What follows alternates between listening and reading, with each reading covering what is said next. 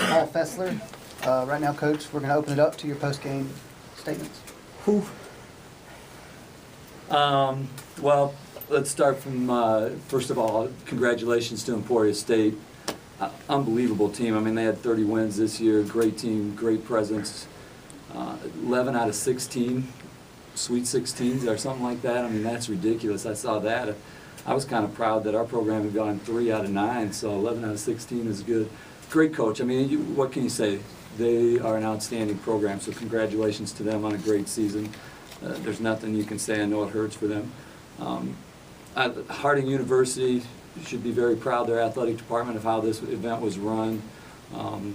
In the community, we've just had a great time, been welcomed wherever we went, every restaurant, come here, it has been easy.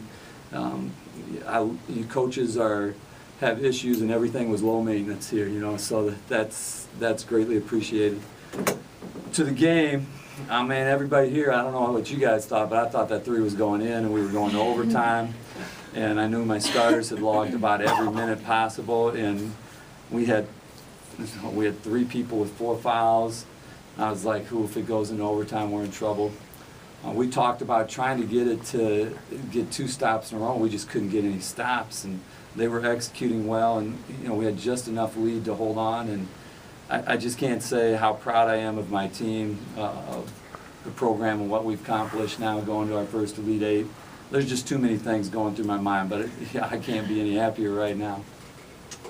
Thank you, Coach. Now, along with Coach Fessler, we have Concordia St. Paul's Rachel Hansen and Nicole Whiting. At this time, we're going to open it up for questions to...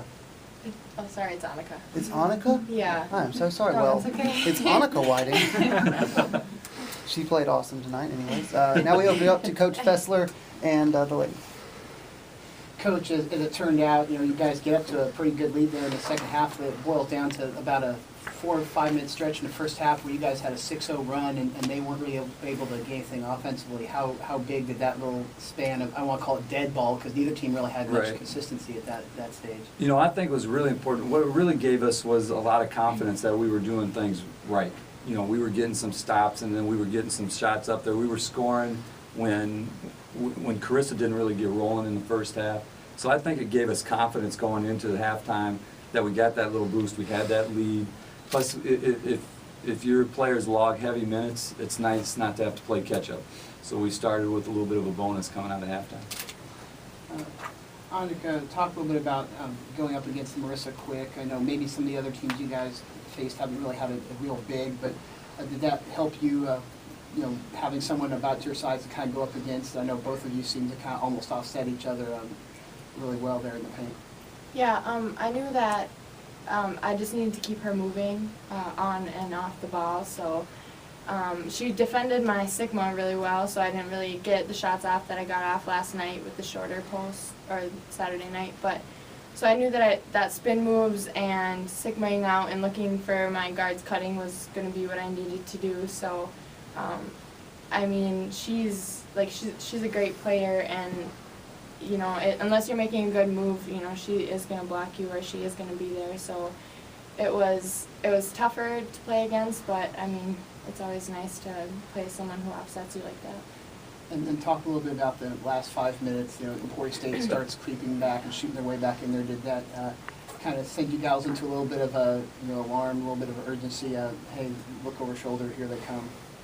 Yeah, I mean, it did, but at the same time, there wasn't a minute in that whole game. As soon as we kind of went on that run, I was like, there is no way we are losing this. We just have too many people on our team that will step up and hit big shots and make big defensive stops. So, I mean, it got way closer than I would have liked it to, but at no point was I ever freaking out, really. And Rachel, talk about, I mean, your team shoots over 50% in the first half and ends up the game at straight up 50%. How good a night is that for you when, you know, half of everything you guys are shooting goes in? That's a really good night for us. I mean, we had our struggles earlier in the year getting the ball in the basket, so to just have it to all come together at this time is a really special moment for us. And Coach, I haven't been able to look at the stats and see if you've had a few games like that. No. Is that, You know what? We haven't. We spent a lot of time shooting low 30%. We've been I tell you what, when we started our postseason run, starting with the conference tournament, we have been a completely different team. And I don't have the answer as to why, other than probably senior leadership and these two captains up here. It's nothing I've done. You'd think they'd get tired of me and just say, let's get the season over with and go home. So they've really stepped it up in the postseason. We've been shooting well. We've been defending better. We're rebounding a little bit better. I mean, we've just been really, really good in the postseason. There's no other way to explain it. And just so proud of what they've done and the way they've stepped up in the postseason. I mean, they rise to the occasion. They recognize the moment and have risen up and taken on the challenge and enjoyed the opportunity. Coach, with the success that your other sports programs have had at Concordia St. Paul, how big is this for the women's basketball team to get to go to the Elite Eight? Well, you know, volleyball's a freak program. I mean, 7 straight national titles. They're just, we don't even count the, I mean, maybe I should say we.